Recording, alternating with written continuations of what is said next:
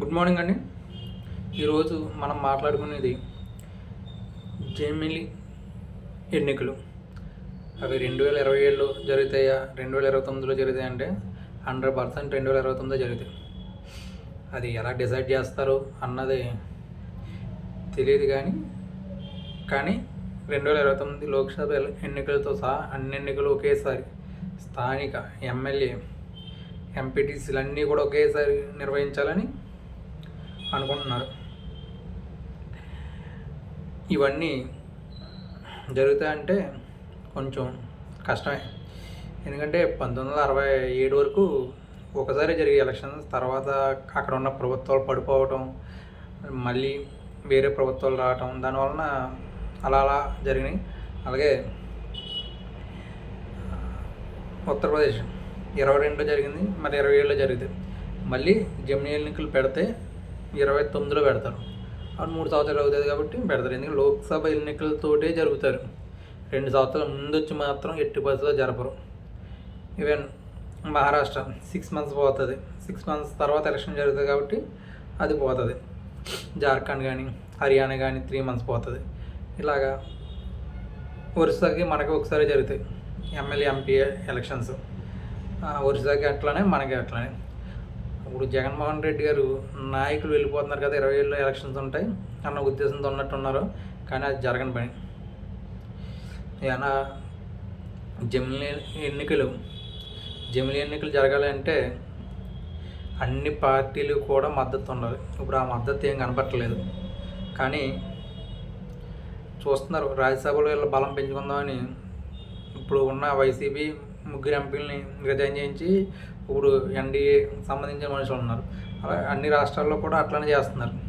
ఒరిస్సా కానీ తమిళనాడులో కానీ ఇలాంటివి చేస్తున్నారు. కాబట్టి ఇలా జమిలీ ఎన్నికలకి వెళ్దామన్న ఉద్దేశంతో అనుకుంటున్నారు, కానీ అది ఎట్టి పరిస్థితుల్లో జరిగే పరిస్థితి తెలియదు. ఎందుకంటే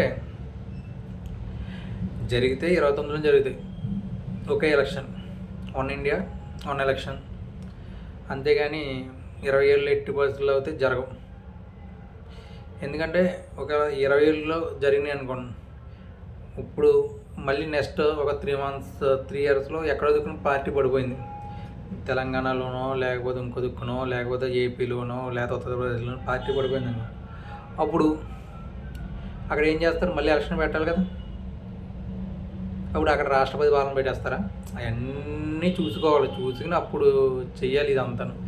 అందుకని బాగా కసరత్తు చేసి మరి ఏ విధంగా నిర్ణయం తీసుకుంటారో వేచి చూడాలి. కానీ జమిలీ ఎన్నికలు మాత్రం 2029లోనే జరుగుతాయి, 2027 ఎట్టి పరిస్థితిలో జరగవు అన్నది మాత్రం కన్ఫర్మ్. ఎందుకంటే లోక్సభ 2 సంవత్సరాలు రద్దు చేసి మాత్రం ముందుగా అయితే పెట్టరు. ఒకవేళ 2021లో జరిగినాయి కాబట్టి తమిళనాడు ఎలక్షన్స్, అవి 3 సంవత్సరాలు 21లో జరిగినాయి కాబట్టి 26లో కంపల్సరీ ఎలక్షన్ ఉంటాయి. ఎలక్షన్ అయిన తర్వాత 3 సంవత్సరాలు అయిన తర్వాత అది రద్దు చేస్తారు. మేబీ కేరళ ఒకటి రద్దు చేస్తారు. అలాగే మహారాష్ట్ర, రాజస్థాన్ ఇలాంటి కొన్ని ఆటలను రద్దు చేసి ఒకవేళ పెట్టినా సరే, ఒకవేళ పెట్టారు ఓకే, ఎలక్షన్స్ అయిపోయి 2029 మొత్తం జమిలీ ఎన్నికలు అయిపోయి అన్నీ ఓకే, ప్రభుత్వం ఏర్పడిపోయింది. ఒక 3 ఇయర్స్లో బొటాబొటి మెజార్టీతో ఎక్కడో ఏ రాజస్థాన్లో బొటాబొటి మెజార్టీతో వచ్చారు.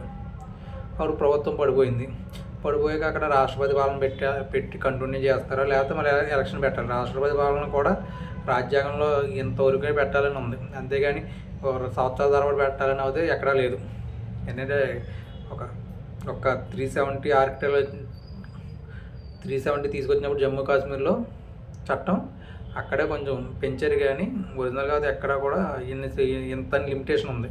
ఆ లిమిటేషన్ ప్రకారమే జరుగుతుంది. అంతేగాని ఈ రాష్ట్రపతి పాలన 3 సంవత్సరాలు 4 సంవత్సరాలు అలా ఉండదు. మినిమం 1 ఇయర్ లోపలనే మళ్ళీ ఎలక్షన్ పెట్టవలసి ఉంటుంది.